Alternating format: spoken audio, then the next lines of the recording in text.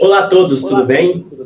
Aqui é o podcast do IPAT e do escritório aqui da doutora Juscelene Alckmin. E hoje estamos aqui para falar sobre o direito do autista. Não é isso, doutora Juscelene? Boa tarde a todos. Tem alguns clientes perguntando, requisitando esse tema. Então, eu com o Emerson resolvemos debater um pouquinho o tema. Sou advogada, tenho especialização em direito na área de direito médico e da saúde, e o tema da atualidade, tanto na área da psicologia quanto na área do direito, tem muitos autistas. E esse é o nosso primeiro podcast de muitos, e que vai ser muito legal. Então, interaja, tira dúvidas, conversa com a gente gosta que converse aqui, que interaja com a gente, né? Eu sou ariano, então gosto de conversar bastante, gosto de ter gente aqui que interaja, e vai ser alguns podcasts com variados temas, com variados convidados, que a gente vai trazer aqui para fazer um bate-papo, né? E, doutora Juscelene, a gente sabe que o autismo, né, ele sempre existiu. Só que, de um tempo para cá, tem um diagnóstico mais preciso sobre o autismo. Então, hoje em dia, mas tem muito autista hoje em dia. Tem muito autista e sempre existiu, porque é uma questão genética, uma questão orgânica, que faz com que tenha. Só que, há tempos atrás, não tinha o conhecimento porque as pessoas deixavam isoladas, não tinha inclusão social, as pessoas tinham vergonha de ter alguém que tenha algum transtorno, ou doença, ou síndrome mental. Então, as pessoas ficavam isoladas. Eu não lembro de ter estudado na minha escola com nenhum autista. Hoje tem 2, 3 numa sala. E como que a gente enxerga esse processo de inclusão?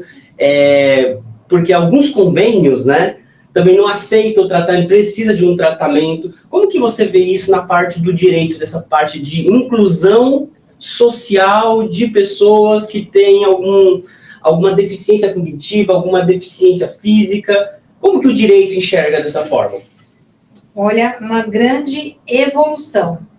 Como você falou bem, doutor Emerson, na legislação não existia uma definição, né? Inclusive, é usado um termo que hoje eu acho que seria até proibido, que seria louco de toda espécie.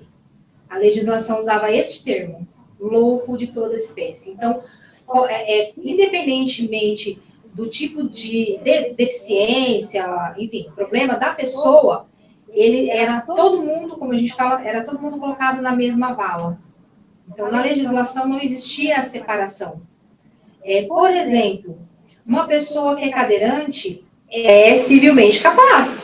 Ela tem a cognição dela, ok. A deficiência dela vai ser física. Só que ela, como estava no rol de deficiente, ela era considerada uma pessoa incapaz civilmente. Então, isso vem evoluindo, isso vem mudando, isso já mudou no Código Civil. Então, dependendo do tipo de deficiência que a pessoa tem, ela pode ser, sim, considerada civilmente capaz para os atos da vida civil. E entrou, então, agora nesse rol também o autista, né? O autismo, que até hoje, muitos médicos, acho que você tem mais propriedade para falar sobre isso, tem a dificuldade do diagnóstico. Uhum. Né? Então, às vezes tem médico que colocou isso na cabeça de uma forma que todo mundo é autista, outros já não, né? Outros já trabalham com um pouco mais de cautela.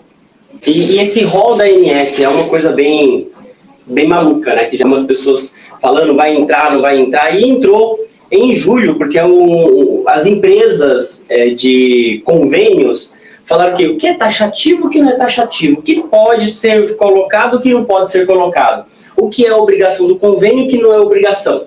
Então eles colocaram, foi uma guerra. A gente vai fazer um vídeo só sobre esse tal do rol da ANS, porque é algo tão complexo, uma briga que já vem há 10 anos no Congresso, que fala o quê?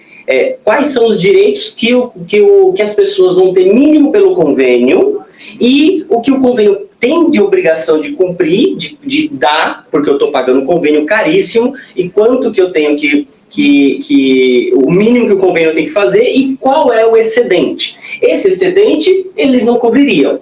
O que é básico, ele vai cobrir. Clínico geral, ginecologia, todas essas coisas na terapia, nos exames de sangue, é obrigação do convênio. Eles estavam querendo deixar tudo como, isso é taxativo, mas o que vai além do rol da ANS, o rol é o quê? Tudo que está dentro daquela coisa que eu taxo.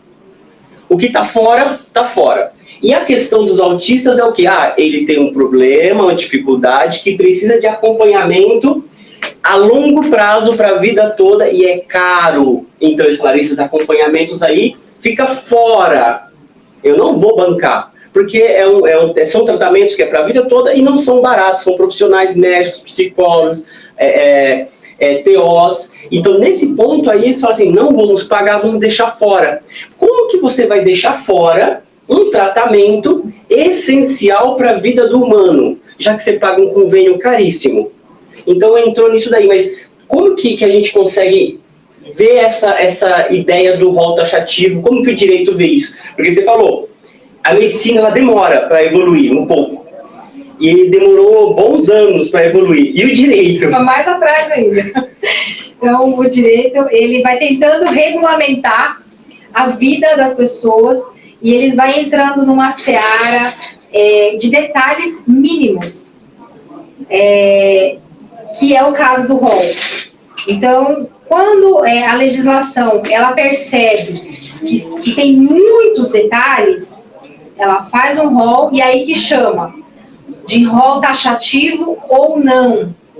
Então, em muitas situações, é colocado como a título de exemplo. A título de exemplo, X coisa. Mas todas as outras coisas que são semelhantes a isso, vai fazer parte dessa lei. Então, nesse caso, seria rol não taxativo. Uhum. E já essa questão da área da saúde, especificamente dessa lei, foi colocado, rol taxativo ou não? E aí foram ler todas as doenças ali que tinha, né? A cobertura. E aí eles acharam que aquilo era suficiente. E aí disseram, não, então um rol taxativo, só que não tinha o autista. E aí as pessoas que têm filhos autistas e que têm um poder de comunicação, como aquele apresentador, que o Marco Mion, né? O Marco Mion, tem um filho que é autista, abriu a boca, colocou a boca no trombone, falou, opa, peraí, não vamos ficar quieto não. Vamos falar, eu quero saber, e o meu filho, e os direitos do meu filho? Por que rol taxativo? Por que essa exclusão? Né? Meu filho tem direito. Então aí entrou, por isso que no direito tem a balança do equilíbrio e tem a espada. Porque a espada simboliza a luta pelo direito. E aí, quando as pessoas lutam pelo seu direito, as coisas acontecem. Aí foram lá, o que fizeram? Incluíram, não. Vai ser rol taxativo, a gente não vai mudar a nossa posição. Mas, vamos incluir o autista.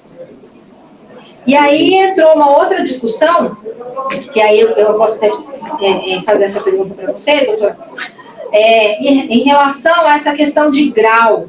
Existe grau para autismo? Como que é isso? Então, é uma coisa que aqui a gente fala de grau para facilitar o entendimento, mas são níveis. A gente tem níveis, né? Nível 1, nível 2, nível 3. Pelo DSM-5, que trouxe uma ideia de uma análise mais completa para diagnosticar o autista, DSM-5, ele colocou em níveis.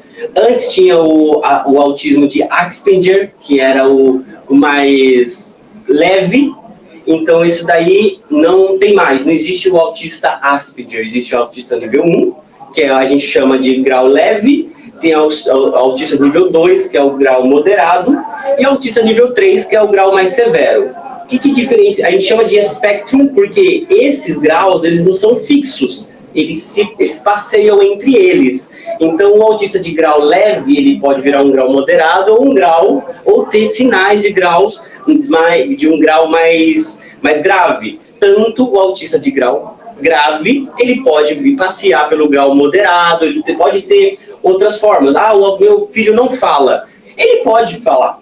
Se tiver o tratamento adequado, ele pode falar. Ah, mas ele não fala. Aí ele fala, ele volta, começa a falar, desenvolver, ele muda de grau. Então, por isso chama espectro. A gente coloca grau leve, moderado e grave, mas ele é nível 1, 2 e 3. E aí eu te pergunto, devolvo a pergunta para você. Sabendo que a gente tem diferentes graus, níveis ali do autista, mas ele é o autista. Quando vem essa lei, essa coisa do rol vai servir para todos os autistas? Ou eu vou falar, não, esse é grau leve, ele não precisa ter esse tratamento. Não, esse é grau grave, ele precisa. Ou esse grau aqui, ele não entra, nem se encaixa dentro da lei. Esse grau se encaixa. Tem alguma coisa? Como que eu vou precisar de um relatório médico para ver qual grau que ele se encaixa para ter uma lei? Ou simplesmente é autista, tem TEA, enquadra? Como que funciona isso? Uma resposta que, se tiver colegas advogados assistindo, vai adorar, depende. Pô, aí você me complica, né? Porque todo mundo tá assistindo aqui que é uma decisão. Como que depende? Depende. Então não é rota chatinha. O que vai dizer, na verdade, vai ser o relatório médico. Vai ser o laudo médico.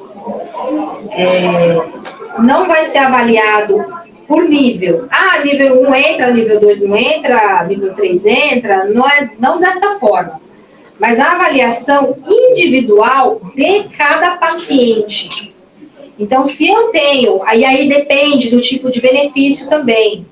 Então, por exemplo, em relação ao convênio médico, a cobertura diferenciado para terapia, cobertura para terapia, o autista é diferenciado. É autista, ele já vai ter esse direito. Então, independe. Nesse caso, independe. Então, um autista que tem todos os níveis, nível 1, 2 ou 3, ele tem o mesmo direito de terapia. Isso. Tem as terapias exatamente. De tratamento, seja a psicólogo, acompanhante terapêutico, médico, TO. E o convênio, ele é obrigado a cobrir esses tratamentos. Exatamente. Então, o convênio, ele obriga a cumprir, seja nos seus centros de tratamento ou por reembolso. Exatamente. E aí, vai depender do convênio que a pessoa tem, a quantidade em valores que vai ter de cobertura, e aí isso existe uma variação. Cada convênio tem o seu... plano de convênio, exatamente. Então, não é assim, tem que cobrir tudo de todo mundo. Não, vamos avaliar caso a caso. Mas tem que cumprir. Sim. Pelo menos o básico, médico, psicólogo, tem que cumprir. Sim. Agora, eu quero ecoterapia, aí tem que verificar se o convênio vai cobrir. Mesmo assim, se o seu convênio tiver reembolso, é possível que você consiga, sim, fazer o... Dentro do limite que o plano permite. Sim. Agora, por exemplo, uma questão de análise, se aquela pessoa, ela pode se aposentar. O pessoal sempre pergunta isso. O autista pode se aposentar? Como é que fica, né? Essa questão da aposentadoria. De início, é feita uma avaliação. Ainda que ele seja um autista, se ele tiver num grau... no nível leve e ele for diagnosticado pelo médico que ele é capaz de trabalhar, então ele é capaz de trabalhar. Ele não vai receber, não vai se aposentar. Isso tem que estar no laudo médico. No laudo médico, o laudo médico vai dizer. Se no laudo médico disser que ele não tem condições de trabalhar, aí ele vai ter direito ao benefício. Mesmo se for, porque a gente tem muitos autistas que são diagnosticados criança. Sim. E mesmo criança que não trabalharia, porque é criança, teria direito ao benefício? Não. Aí funciona assim. Por exemplo... E qual o benefício, né? Qual benefício a gente está falando também? Que aposentadoria, tem vários benefícios. Exatamente. O pessoal confunde bastante. Então, nós tivemos a oportunidade de fazer essa palestra numa ONG em Itapevi. E se o pessoal de lá estiver nos assistindo, meus cumprimentos a vocês. E aí, a maioria eram crianças, e aí as famílias, muitas vezes de baixa renda. Então, muitas situações onde a mãe, por exemplo, precisou parar de trabalhar para poder cuidar do filho. E aí, nesse caso, ela, na grande maioria ali, teria direito não à aposentadoria, mas é uma coisa que a gente chama de LOAS, que é um benefício assistencial. Inclusive, a pessoa não precisa estar contribuindo no INSS para receber esse benefício, que é um benefício assistencial. Então, o pessoal chama tudo de aposentadoria, né? Mas na realidade não é, por causa da questão da baixa renda. Agora, quando ele passou para uma idade, essa pessoa passou para uma idade onde ela já poderia trabalhar e ela não pode trabalhar, e é feito uma análise daquela pessoa para fins de realmente aposentadoria. Então, mas é bem delicado falar sobre isso, porque realmente precisa ser feita uma análise de caso a caso. Então, só para entender, tem alguns benefícios. Tem esse benefício aí, acho que você está falando, é o BPC, que é o benefício de prestação continuada. Exato. E tem o outro que é a aposentadoria. Aposentadoria seria assim, por invalidez, por impossibilidade de trabalho, mas seria por invalidez do trabalho, seria... E isso consegue como? Por exemplo, tanto o BPC de famílias de baixa renda, quanto a aposentadoria. Como que é possível? Tem um laudo, vai depender do laudo. Estou com um laudo em mãos. Eu vou onde? Vou na prefeitura? Vou no OBS? Onde que eu vou? Para resolver, para eu ver se eu consigo esse benefício. Você pode procurar um advogado. Procurar uma advogada. Uma advogada. E é sempre aconselhável, tá, gente? Procurar realmente um profissional da sua confiança, porque na grande maioria dos casos as pessoas vão por conta própria, direto no INSS, recebe informação de forma equivocada e não consegue.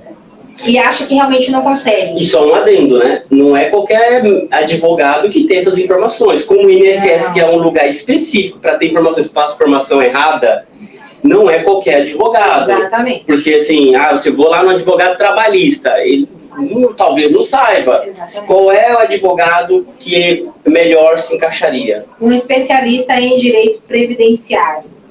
Ou assuntos semelhantes que acaba caindo lá no INSS. Talvez um advogado trabalhista, ele tenha a proximidade por causa dos acidentes de trabalho, então acaba envolvendo. Mas ele não ia ter uma proximidade com a parte de saúde. Então, um advogado do direito médico, direito da saúde, seria o advogado que talvez tivesse também tem essa proximidade. Que ele vai entender da doença, porque o advogado do direito médico entende da doença e entende do direito. Dos benefícios que pode ser. O advogado que não vai entender dos benefícios do direito, da saúde, ele pode até fazer e dar certo, mas pode também não dar certo, né? Só tem uma tentativa, né, doutora, de dar certo no... Então, aí também é outra questão delicada, né? Não dá para falar assim, só tem uma tentativa, né? Porque as coisas, elas podem mudar de situação, e aí vai mudar. Né? Então, por exemplo, uma situação, e não tem nada a ver com autista, mas a título de exemplo, o cliente, ele teve câncer. E aí ele estava fazendo o tratamento, ele teve alta, voltou ao trabalho. Então, cessou o benefício. Então, ele teve direito por um período. Melhorou, voltou a trabalhar. Só que ele trabalha num ambiente que é insalubre. E aí ele me chamou, questão de saúde, no entendimento dele, é uma questão de saúde. Doutora, eu gostaria de me aposentar. E aí, nesse caso, o quadro mudou. Então, dá para aposentar essa pessoa? Não dá, infelizmente não dá. Agora, aí teve uma mudança de quadro, vamos supor que ele teve voltou a doença, mudou o quadro, percebe que no momento ele não tem direito, no momento seguinte ele vai ter direito novamente? E como que vai ser evoluir esse quadro? Será que ele vai melhorar novamente? Ou não? Ele vai passar muito tempo recebendo esse benefício? Eu acho que não tem mais cura. Então, vai aposentar? Então, no direito as coisas vão muito assim, uma hora dá, outra pode, outra não pode. Então, por exemplo, para aposentar, isso é importante falar. Para a pessoa se aposentar, ela precisa ser contribuinte do INSS.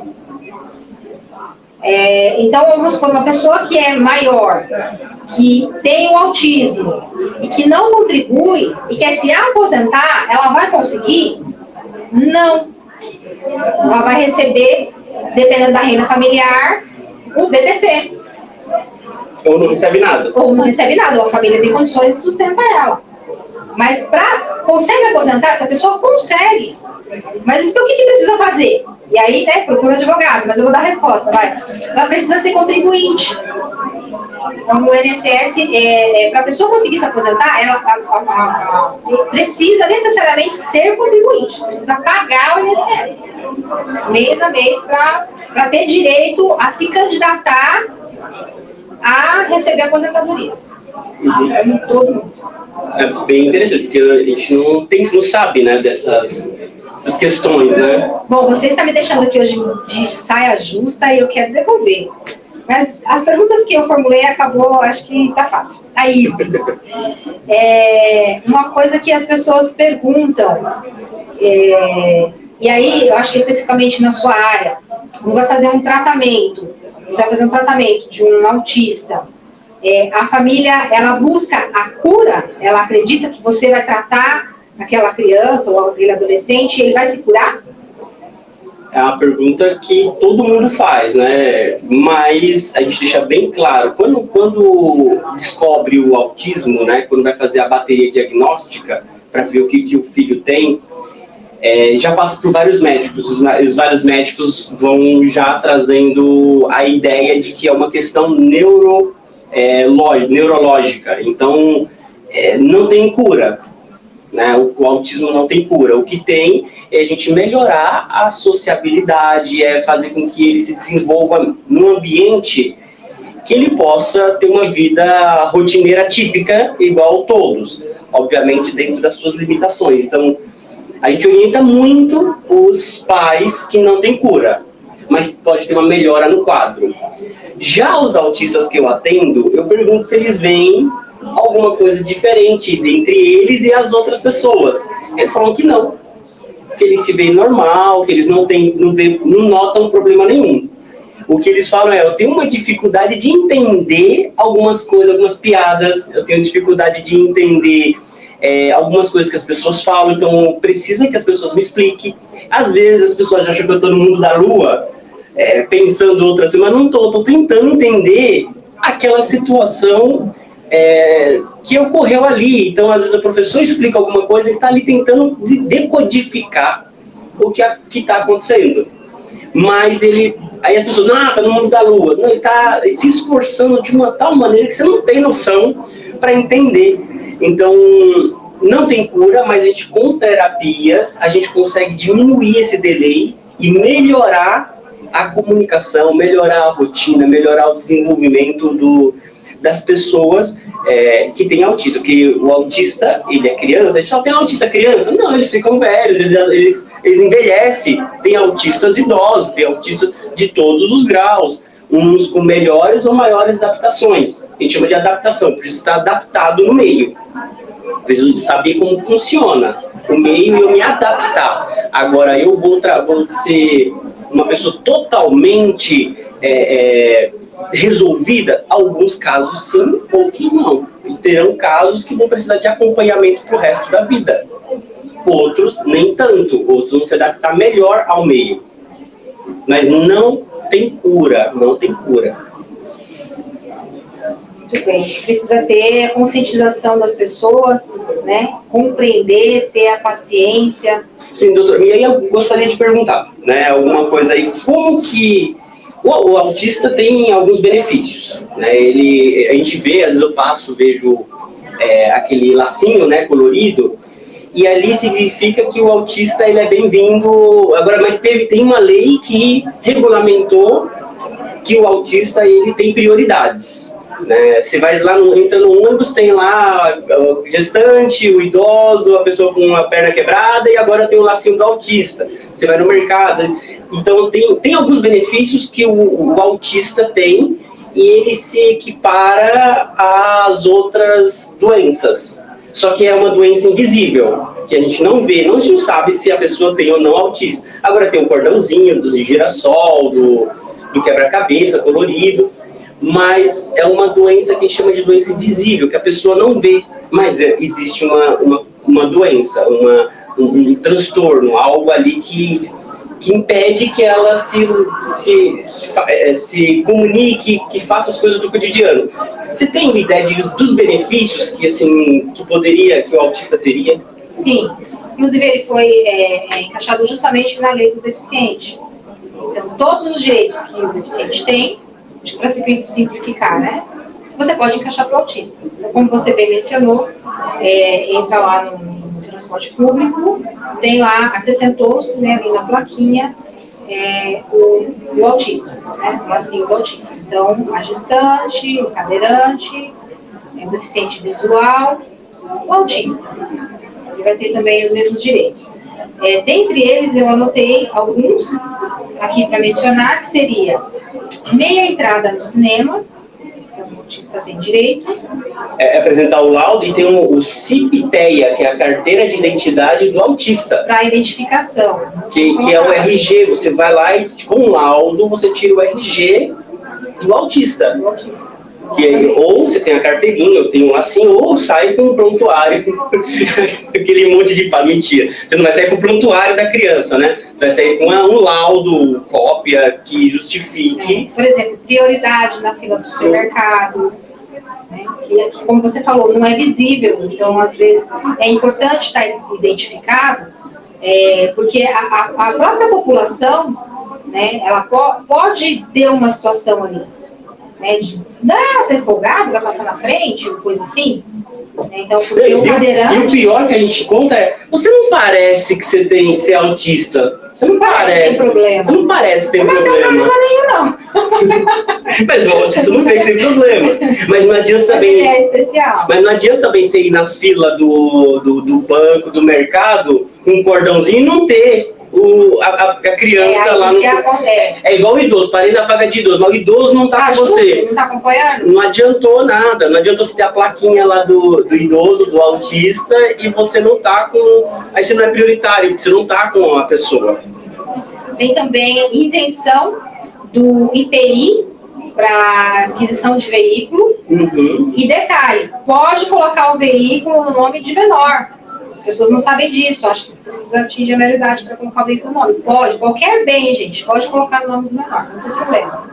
E tem a isenção, ele permite a troca a cada 3 anos. Então, comprou um veículo, teve a isenção do IPI com esse benefício, para trocar esse veículo 3 anos. Eu já comprou um veículo, né, bom, para durar aí pelo menos 3 anos para fazer a troca e conseguir ter a isenção novamente. Uhum. Acho que falamos da vaga de estacionamento? Falamos da vaga de estacionamento. E assim, é um tema que tem muitas coisas. A gente pode fazer 2ª, 3ª, 4ª, 10ª parte com as perguntas, com as dúvidas que vocês vão trazendo aqui. É um bate-papo descontraído, que eu quero que você esteja aí como se a gente estivesse no sofá da sua casa. E, se precisar, pode entrar em contato aqui com a gente, né? Tanto do IPAT, do Instituto de Psicologia Comportamento Terapêutico, no telefone que está aqui, que é o 961031543, ou diretamente com a doutora Ju, no telefone. O telefone, que o Emerson vai anotar aqui embaixo, 961, esse é o seu. 94946-7762. Isso é bom em números, eu já decorou o meu número. Ah, precisa. Só não pode decorar meu CPF. Ixi, esse também eu sei. Agora lascou, né? Vai vir um monte de compra no meu nome. Não, mas é assim. Bom, eu acho que é basicamente isso que a gente tinha que falar. Procure seus direitos, procure saber, procure se informar, porque quando a gente sabe, quando a gente tem uma educação, quando a gente sabe do que está falando, a gente ganha o mundo. Então, vá atrás, busque, não custa nada você tirar uma dúvida. Nos siga nas redes sociais para acompanhar. Esse é o primeiro, como a Emerson falou, o primeiro de muitos. Então, nós vamos lançar conteúdos que seja útil para você e compartilha também com os seus amigos, familiares, pessoas que podem estar precisando dessas informações. Pode também nos mandar perguntas Se for no Instagram, pode mandar pelo direct, pode mandar também e-mail. Sinal de fumaça. No WhatsApp, né? Sinal de fumaça, código Morse, a gente decifra. Nós estamos à disposição aí para responder e ajudar todos vocês. Quero agradecer a todos pela audiência. Então, até a próxima. Vamos!